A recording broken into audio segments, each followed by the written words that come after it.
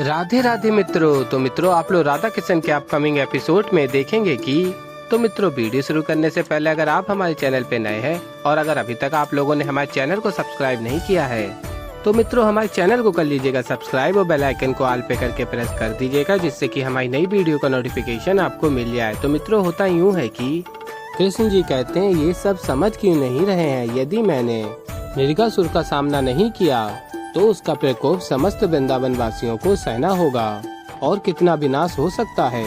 और फिर आगे आप लोग देखेंगे, असुर कहता है, कृष्ण सामने आ, मैं जानता हूँ कि तू यहाँ है, आजा, अन्यथा विनाश का उत्तरदायी होगा। और फिर बलराम दाऊ कहते हैं, कान्हा अब तक नहीं आया है, इसका अर्थ स्पष्ट है, वो कहीं अवश्य फंसा हुआ है। और फिर आगे आप लोग देखेंगे कि राधा कहती है, गोपियों तुम सब ध्यान रखना, कृष्ण खिड़की से बाहर नहीं निकलना चाहिए।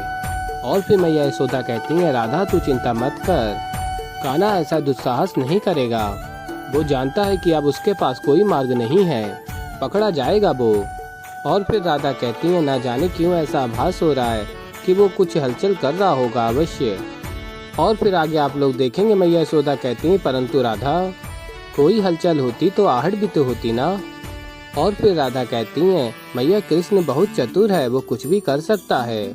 और फिर राधा गोपियों से कहती हैं, तुम लोग ध्यान रखना। और फिर कृष्ण को बुलाती हैं और कहती हैं, कृष्ण द्वार खोलो।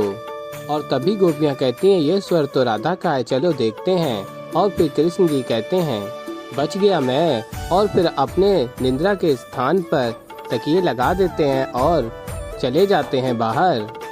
और फिर आगे आप लोग देखेंगे, राधा कहती है, मुझे पूर्ण विश्वास है कि कृष्ण कक्ष के बाहर चला गया है।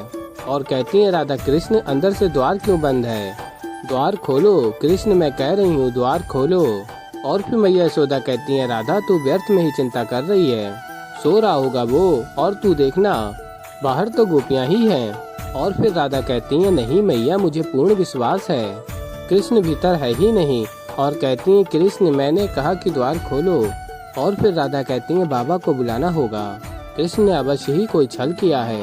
और फिर मित्रों, आप लोग आगे देखेंगे कि नंदलाल जी आ जाते हैं और कहते हैं, दरवाजा क्यों नहीं खुल रहा। और फिर नंदलाल जी दरवाजे को खोलते हैं और फिर देखते हैं कि कृष्ण निद्रा कर रहा होता है। और फिर मैया यशोदा कहती हैं, देखा राधा, मैंने कहा था ना टल्ला सो रहा होगा। और फिर राधा कहती है, ठीक कहा मैया, ये मेरा भ्रम ही है, चलिए कृष्ण को सोने देते हैं। और फिर तभी सब जा रहे होते हैं और राधा एकदम से कहती हैं, रुकिए एक क्षण पुनः देख लेती हूँ, कृष्ण का कोई भरोसा नहीं है। और फिर कृष्ण निद्रा कर रहा होता है और राधा देखती हैं कि मोर पंख लगा हुआ है। और फिर मैया यशोदा कहती हैं, क्या हुआ राधा। और फिर राधा से मोर पंख देख के ही कहती हैं, मैया चादर में कृष्ण का मोर पंख है, कृष्ण यहीं पर है। और फिर मैया यशोदा कहती हैं, चल अच्छा है, तुझे विश्वास तो हुआ कि कान्हा कहीं नहीं गया है। और फिर मित्रों, आप लोग आगे देखेंगे कि कृष्ण गोपाल के भेष में कहते हैं, कृष्ण बिना मोर पंख के तो कहीं जा नहीं सकता, किंतु गोपाल तो जा सकत है। और कैसे अब समय आ गया है नृगासुर का सामना करने का।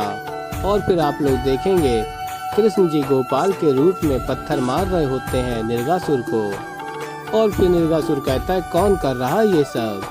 और फिर गोपाल कहते हैं, आओ भाई, हम कब से प्रतीक्षा कर रहे हैं तुम्हारी। और कहते हैं, आइए आइए। और फिर नृगासुर कहता है, कौन है, सामने आ।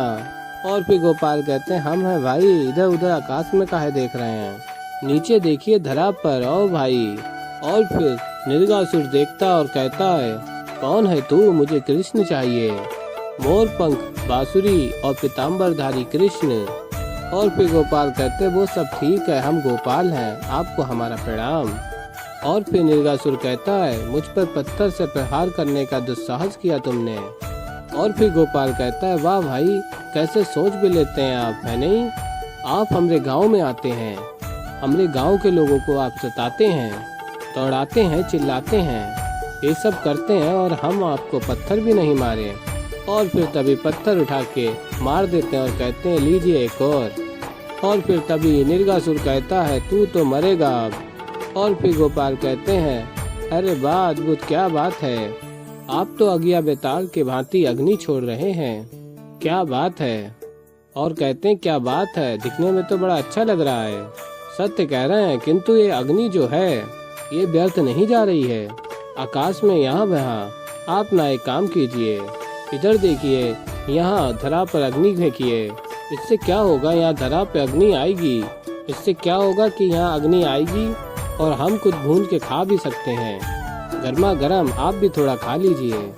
और फिर तभी निर्गासुर कहता है, उपवास उड़ाता है मेरा, तू नहीं बचेगा। और फिर गोपाल कहते हैं, हम तो बचे भी हैं और आपके सर पे सजे भी हैं। और फिर निर्गासुर कहता है, तू यहाँ पर कैसे आया?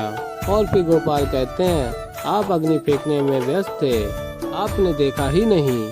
आपके पीछे से आपकी पूंछ पकड़ी, आप पे चढ़ गया, किंतु अब आपके ऊपर जब आया हूँ तो बड़ी दया आ रही है आप पर। सत्य कहता हूँ, ये सब कुछ कितना छोटा लगता है, धुंधला दिखता है। आपको कैसे दिखता है पता नहीं कोई।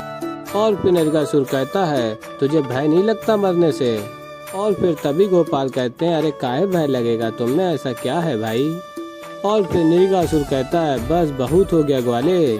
और फिर मित्रों आप लोग आगे देखेंगे कि गोपाल कहते हैं निर्गासुर से, अरे भाई शांत हो जाइए, काहे स्वयं को पीड़ा पहुंचा रहे हैं? कोई समस्या है, दुख है तो हम समझ सकते हैं। और फिर गोपाल कहते हैं, बात कीजिए, ये सब मत कीजिए, पगलाए जा रहे हैं आप। और फिर निर्गासुर कहता है, तू वहाँ कैसे गया? और फिर गोपाल कहते हैं, बड़ी सरलता से पूंछ पकड़ के ऊपर चढ़ गए थे और कूद के नीचे आ गए। और तभी निर्गासुर कहता है, कोई माया भी है तू? और फिर गोपाल कहते हैं, कितनी बार समझाया मैं आपको, हम माया भी नहीं गोपाल हैं।